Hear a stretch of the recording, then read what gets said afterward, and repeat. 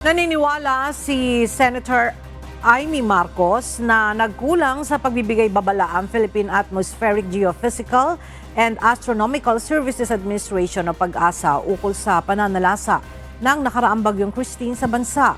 Sa isang pahayag, sinabi ni Senator Amy Marcos na hindi naging sapat ang mga inisyu na warning ng PAGASA ukol sa bagyong Christine na kumitil sa buhay ng mahigit 100 mga tao at ikinasugat din ng marami nating mga kababayan.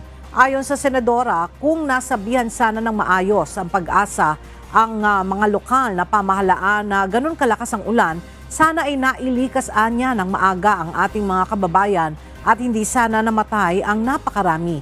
Giit pa ni Senator Amy, may sapat na pondo naman ang PAGASA, ngunit bakit tilaan niya sa tuwing may bagyo ay kulang ang mga abiso. Sa ngayon, inaantabayanan pa ang reaksyon ng PAGASA hinggil sa pahayag na ito ni Senator Marcos.